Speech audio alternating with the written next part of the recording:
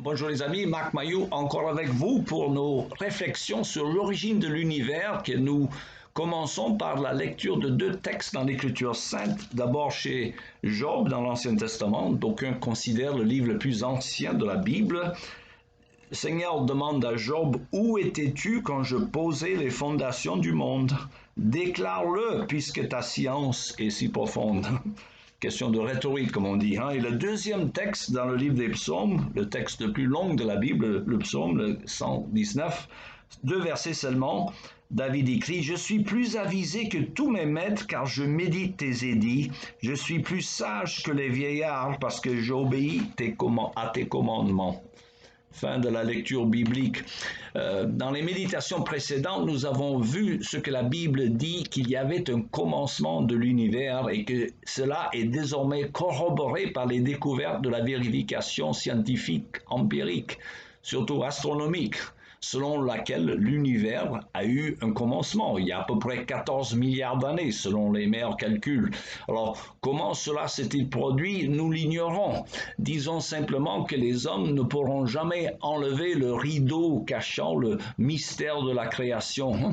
Pensez au livre de Job que nous venons de citer, Job qui était cet homme éprouvé pour notre bénéfice sans doute.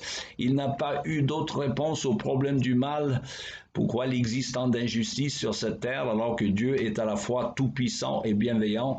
Il n'a pas eu d'autre réponse sinon un rappel de la grandeur de Dieu à travers ses œuvres de création.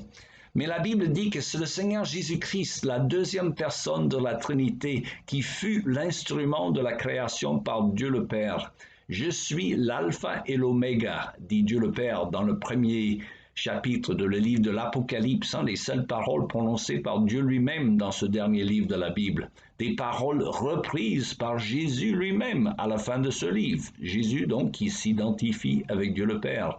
C'est Jésus lui-même qui est à l'origine de toutes choses, car la Bible dit que tout fut créé par lui et pour lui.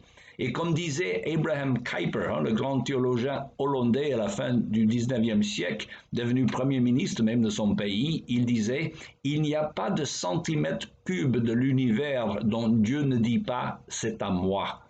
C'est lui le créateur et le maître de l'univers et le sauveur de tous ceux qui confessent leurs péchés, s'en repentent et lui font confiance pour leur salut.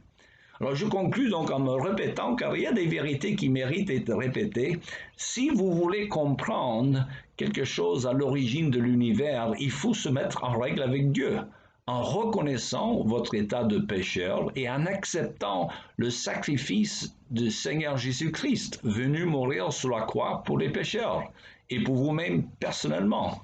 Et cela vous permet de recevoir l'Esprit Saint de Dieu qui entre dans votre vie, c'est le Seigneur Jésus-Christ et qui guide les siens dans la vérité. C'est Jésus qui le dit dans l'Évangile Saint Jean, au chapitre 16. Alors vous comprendrez des choses que le Seigneur, dans sa grâce infinie et mystérieuse, rend accessibles aux humbles et aux enfants, mais qui restent parfois cachées aux sages et aux intelligents.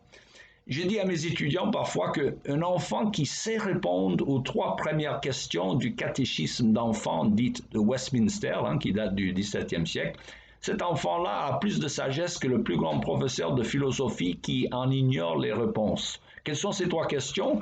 Première, qui t'a créé? La réponse, c'est Dieu qui m'a créé. Deuxième question, qu'est-ce qu'il a créé d'autre? Réponse, il a créé toutes choses. Troisième question, pourquoi t'a-t-il créé ainsi que toutes choses? Et la réponse, pour sa propre gloire. Mes amis, les chrétiens ne sont pas contre la recherche scientifique à l'égard de l'origine de l'univers.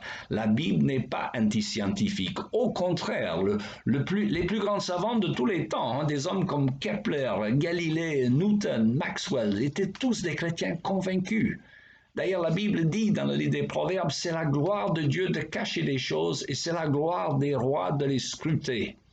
Mais restons toutefois humbles et sachez que les théories scientifiques sont changeantes et éphémères alors que les vérités de la parole de Dieu demeurent éternellement.